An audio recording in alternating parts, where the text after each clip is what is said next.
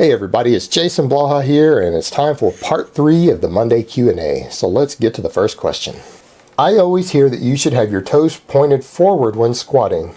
Is this a problem, and if so, what should I do to correct it? Well, the first thing you need to do is every time some dumb motherfucker tells you that your toes should be pointed forward when you're squatting, is fucking hit them. Hit them as hard as you possibly can. Fuck these stupid people. Now, to answer the other question, no, your toes should always be pointed out when you squat. It doesn't mean they have to be pointed way out, because if you're using a relatively narrow stance, you're obviously not going to have your toes splayed out wide, but your toes should always be out to some extent on your squat, just for proper overall bar path, proper overall motor unit recruitment, and recruitment of all of the various muscles that you're trying to recruit. In fact, anyone who has trouble recruiting their glutes on their squat, I can almost promise you it is because their toes are forward. Bring those heels in a little bit and the toes out if you really want to recruit the glutes and if you want to get more power out of the bottom of your squat. All right, next question. Good morning's an underrated hamstring builder?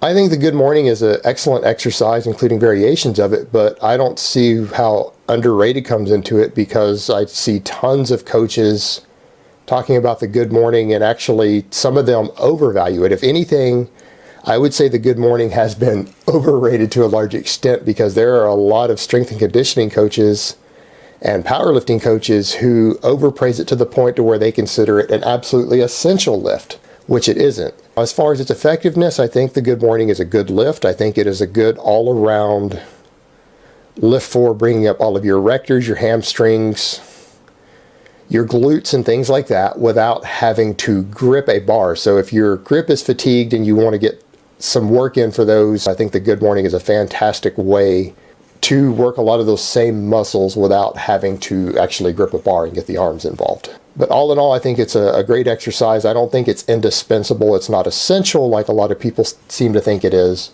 but I think it is a fantastic lift for that purpose. All right, next question. Now that you went back to full body 3 times a week, looking back, how were your gains on the daily training compared to your progress on other programs? As you said, your joints and other things were starting to bother you on the daily program. Would you have stuck with it if your joints allowed for it?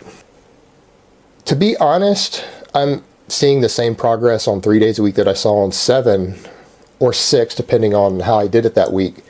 But to be fair, it was a compromise. And when I try to explain to people that this ultra high frequency, when you start going beyond about 3 times a week on any given lift, your progress on it is not going to be dramatically different.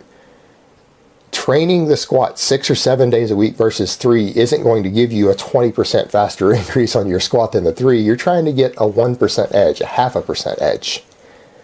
In my case, that was coming at the cost of, 1, just my joints throbbing all the time, a lot of pain, starting to get more cramping than I really needed for a very, very small edge. That squatting 6 days a week versus 3 was probably, over the next year, only going to give me about 3 or 4, maybe 5 extra pounds on my max squat.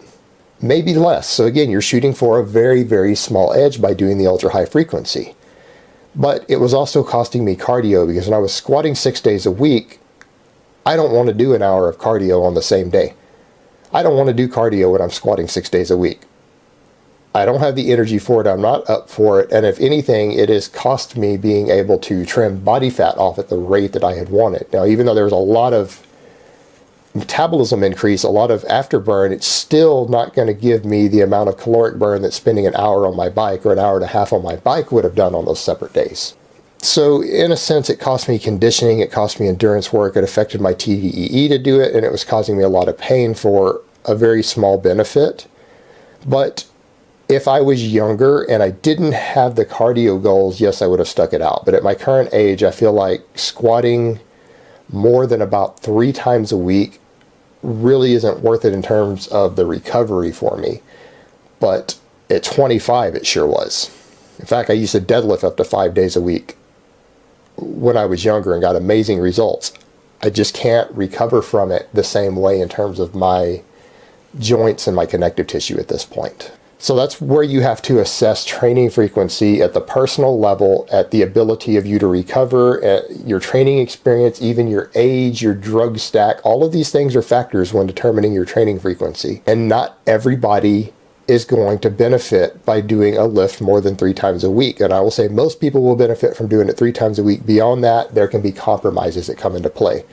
But for a lot of people, absolutely, squatting 6 or 7 days a week is possibly the way for them to go forward. Alright guys, that's really all I have to say on that today. I hope it has been informative, and I will talk to you guys next time in part 4.